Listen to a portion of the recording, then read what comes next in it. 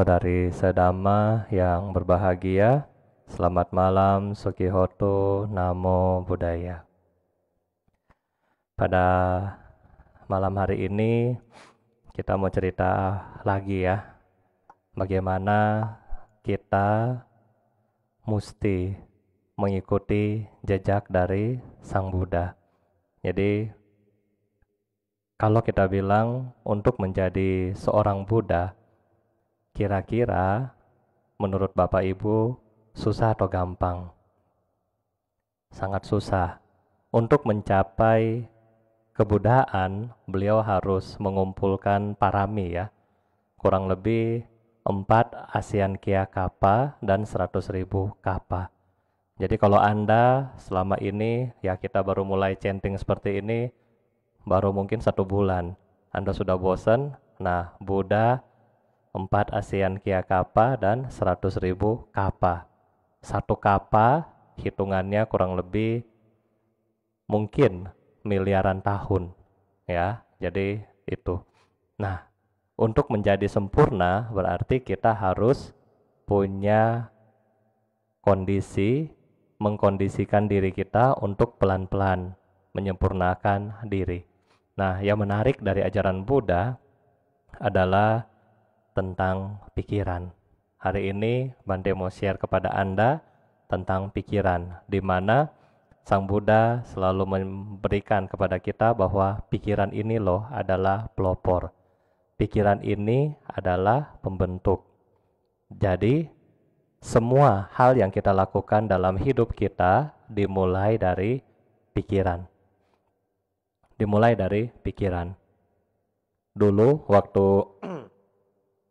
Bante waktu masih umat, mungkin ya waktu saya masih umat, ya saya pribadi adalah tax consultant ya, konsultan pajak. Harusnya kalau musim-musim begini lagi sibuk banget konsultan pajak. Dan juga Bante sendiri Master of Finance, jadi lebih ke finansial ya, dan komputer ya. Jadi ya 3 itulah bidang.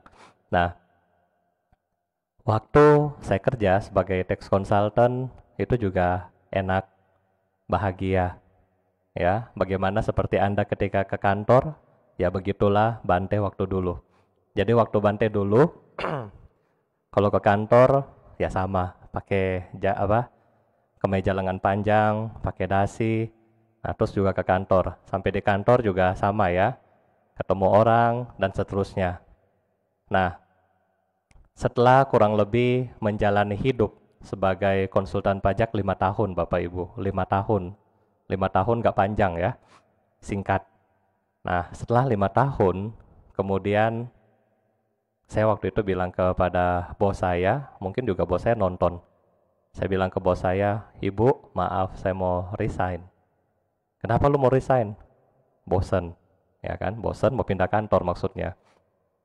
Nah, terus di tengah kebosanan, akhirnya ya udah dikasih izin untuk pindah kantor. Kemudian lagi mau apply kantor baru, kebetulan hobi saya traveling, jadi jalan-jalan. Kan konsultan pajak, single, ada duit kan, keliling loh jalan-jalan. Nah, waktu jalan-jalan itu, Bante sempat ke Thailand. Jadi kalau Bante jalan-jalan waktu masih umat, perginya cuma 2 tempat. Kalau nggak wihara, museum. Jadi jangan coba-coba pergi sama saya ya, kalau jalan-jalan, kasihan deh. Sampai di Thai, saya ketemu dengan Yang Mulia Bante Bunsem. Waktu itu saya bilang, "Bante, saya mau jadi Bante coba 2 minggu aja." Waktu itu beliau bilang, "Oke, silakan, anytime you datang di Thailand, bisa." Waktu itu saya pikir-pikir juga, iya ya, selama saya hidup sebagai pekerja, sebagai tax consultant, tidak ada waktu untuk latihan. Tidak ada waktu untuk latihan. Nah, terus bagaimana dong untuk ada waktu? Nah ini kan waktu kosong. Sudah resign, kosong, belum cari kerja baru. Jadi akhirnya saya bilang, oke, saya mau. Pas lagi di Thai, dapat informasi, ada program. Kemudian saya ikut program itu. Setelah program selesai, saya bilang, pikir-pikir juga, sayang banget ya. Cuma 2 minggu, gitu-gitu aja, cuma belajar, ya kan, belajar, meditasi, chanting, belajar, meditasi, chanting. Bagaimana praktek yang sesungguhnya? Akhirnya minta izin kepada Yang Mulia Bante Wongsin untuk mau ambil wasa. Jadi satu wasa waktu itu ya. Satu wasa, dikirimlah Bante di wihara hutan. Sampai bayangkan ya, tax consultant kemana-mana pakai pantofel, bolpennya Parker, ada dasi, terus bajunya satu lemari. Begitu jadi Bante, waktu itu masih di kota, jubahnya cuma 2, makan 2 kali. Makannya enak, karena umat-umatnya datang, kita tinggal makan, seperti di Jakarta gitu ya. Oh, waktu dikirim ke hutan, dunia terbalik mungkin 90 derajat. Kenapa? Tadinya jubah boleh pakai 2, masuk hutan, maaf ya, cuma boleh 1. Jubah cuma boleh 1. Terus, oke, jubah gampang. Yang kedua, makan. Makan harus dipatah, di bowl ya. Nggak boleh makan di piring, nggak boleh. Peraturan di wihara harus makan di bowl. Oke, gampang. Ketiga, harus makan 1 kali. Waduh, coba Anda bayangkan, sebagai tax consultant makannya 5 kali. Breakfast, roti, lunch, terus snack sore, dinner 5 kali. Sekarang makan 1 kali. Hasilnya luar biasa. Badan Bante waktu itu turun 20 kilo. Tanpa diet ya, 20 kilo tanpa diet. Setelah dari sana, di hutan, kemudian yang kedua adalah ketika kita harus pindah patah. Kita pindah patah, jalannya aspalnya cuma setengah. Jadi setengah aspal, setengah kerikil. Dan kita harus jalan kaki. Anda bayangkan yang biasa pakai pantofel disuruh ciaka jalan di jalan yang kerikil. Waduh, itu benar-benar 1 minggu pertama seluruh kaki lecet. Benar-benar lecet, nggak ada sisa. Ya, kadang apalagi bante-bante di hutan, mereka jalannya cepat. Jalannya cepat kan, gesit kan, lincah, cepat banget. Kita sudah pegang bolnya susah, badannya gede, kakinya sakit, aduh, susah banget. Waktu itu jujur mau minta pulang aja, nggak sanggup. Kenapa nggak sanggup? Tidak mau menerima perubahan Bapak Ibu, tidak mau menerima perubahan. Waktu demi waktu berlalu, terima perubahan, oh sekarang sudah botak, sudah pakai jubah, nggak boleh banyak mengeluh. Ya udah, orang kasih apa, makan. Kadang-kadang pindah patah, di Thailand mereka nggak pakai plastik, nggak pakai pembungkus makanan, yang dikasih adalah nasi. Nasinya nggak diambil pakai sendok ya, nasinya diambil pakai tangan. Jadi nggak tahu dia habis pegang apa, Bante lewat, acan sini, krek, terus kasih. Nggak tahu habis pegang apa ya, mungkin kalau sekarang nggak boleh karena corona ya. Tapi dulu ya udah makan aja, nggak ada pikir corona waktu itu. Makan, toh hidup sampai hari ini. Sampai hari ini ya 8 tahun kurang lebih sudah berlalu. Nah Bapak Ibu, kita yang menentukan kebahagiaan diri kita adalah apa kira-kira?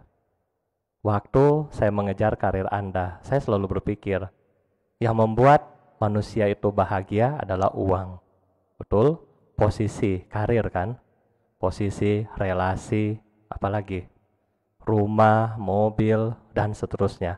Dengan pikiran bahwa kalau punya ini, maka saya happy. Kalau saya punya ini, maka saya bisa hidup. Tetapi waktu saya di hutan, semuanya kebalik Bapak Ibu.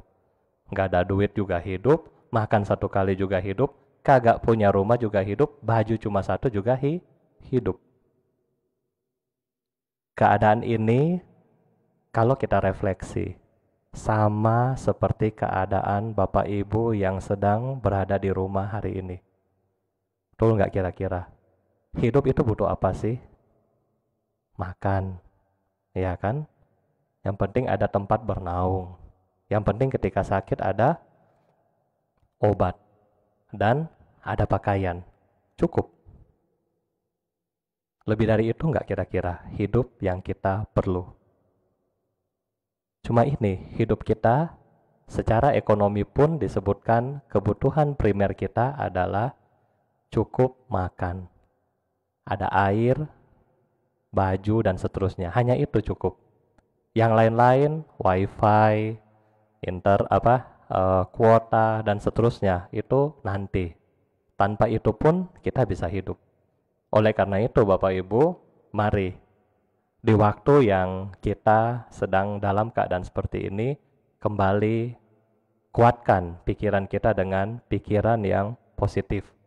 Kenapa? Dengan pikiran yang positif, Anda bisa menguatkan diri Anda menghadapi semua masalah. Nggak usah takut. Kalau Anda sudah lewati satu masalah ini, kemanapun Anda pergi, kemanapun Anda mendapatkan masalah yang baru, pasti Anda bisa survive. Kalau Anda baru dapat masalah, Anda mundur, Anda nggak bisa survive. Ya, Buddha sudah memberikan kita Dhamma, yaitu apa yang Bante kemarin cerita. Yang melindungi saya adalah kebajikan saya sendiri. Oleh karena itu, mari kembangkan pikiran yang positif. Jangan begitu lihat masalah, begitu dikurung di rumah, bosan. Padahal yang cari rumah siapa? Anda sendiri. Kalau Anda mau function rumah Anda, silakan function lah. Wihara siap menampung Anda. Ya, ini marketing bahaya ya. Jadi, kalau memang Anda bosan di rumah, welcome to Wihara. Ya, Wihara siap menampung Anda kalau Anda bosan di rumah. Ya, kita bisa siapkan kamar, makanan, dan baju khusus, dan shampoo, ada semua, lengkap. Ya, nah, ini yang Anda harus punya, pikiran yang positif. Untuk mempunyai pikiran yang positif ini, ya harus kembali kepada objek, yaitu, kenapa sih gue harus positif? Ya kan? Ketika kita punya pikiran negatif, muncul apa? Bla bla bla bla bla bla bla, betul nggak? Aduh, toko saya sepi, nanti karyawan mau makan apa? Aduh, tokonya tutup, nanti anak mau sekolah gimana? Aduh, pabriknya tutup, nanti ini gimana? Aduh, nanti ini kriminal gimana? Aduh, nanti coronanya datang ke saya. Aduh, ini nanti gimana? Nggak fokus. Oleh karena itu, kita ambil satu titik fokus. Satu titik inilah yang kita bilang compassion atau cinta kasih. Melalui apa? Meditasi. Latih ini pelan-pelan selama beberapa bulan ke depan. Dalam rangka ini ya Bante akan bimbing kita, sama-sama kita latihan untuk bikin pikiran kita jadi fokus. Walaupun setiap hari cuma 5 menit dan setiap Rabu kita ambil waktu 40 menit. Ya. Jadi biar Bapak Ibu yang ada di rumah pun, adik-adik yang ada di rumah tetap bisa hidup dengan normal, tetap bisa bahagia, dan gak usah ingat kiri dan kanan. Gak usah ingat. Yang penting ingat dan bersyukur bahwa, oh, saya bersyukur ketika saya masih makan, saya bersyukur saya bisa ketemu dengan keluarga saya bersyukur saya tidak sedang sakit. Ini yang Anda harus punya untuk menghadapi wabah ini. Dan tak lupa kita doakan semoga semua makhluk terbebas dari penyakit dan efek dari wabah ini. Ya, sekarang kita akan mulai bermeditasi. Nggak lama-lama Bapak Ibu ya, 5 menit. Jadi jangan lari dari Facebook Anda. Anda kembali duduk seperti yang Bante ajarin kembali. Jika ini adalah kursi Anda di rumah, Anda bisa duduk seperti ini, hadapnya ke depan. Kemudian di belakang sini ya kayak ada bantal gitu. Nggak sampai segini tapi ya rata. Tangan Anda bisa seperti ini, taruh di pangkuan. Bisa juga seperti posisi meditasi. Kemudian ketika Anda mulai duduklah dengan rileks, sadari saya sedang duduk Saya sedang duduk, saya sedang duduk. Kemudian sadari dari atas kepala sampai ke telapak kaki, pelan-pelan dari telapak kaki sampai ke atas kepala. Coba ini 3 kali. Dari kepala pelan-pelan turun ke telapak kaki, nanti dari telapak kaki naik ke kepala. Ini 3 kali Anda coba.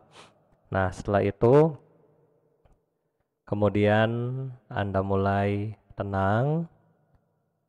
Nafas Anda adalah normal. Anda cukup tahu ketika nafas masuk kata but, ketika nafas keluar do. Ketika nafas masuk but, ketika nafas keluar do. Ketika nafas masuk but, ketika keluar do. Bagi yang Mahayana, Anda bisa mencoba dengan Ami Tofo, itu juga boleh ya. Nah, setelah itu bagi yang ngantuk, Anda bisa melihat gambar ini. Ini adalah gambar Buddha di Bodh Gaya India.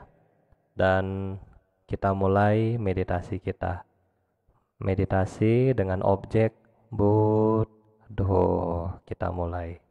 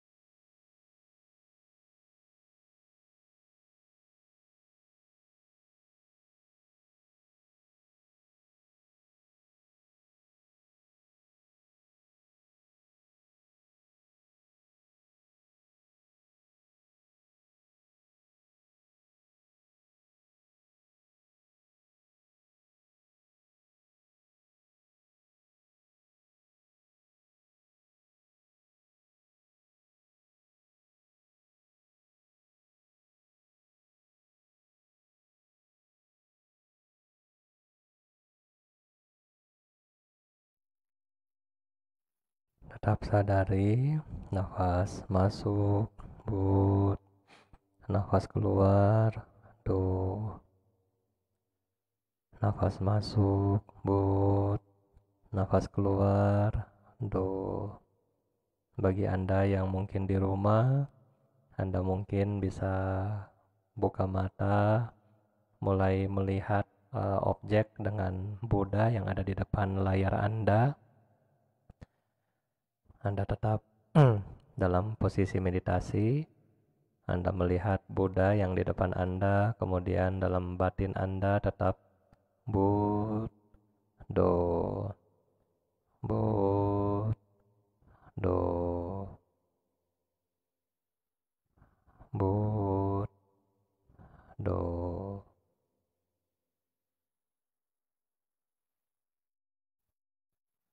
Sabe sata bhavantu sukhitata. Semoga semua makhluk hidup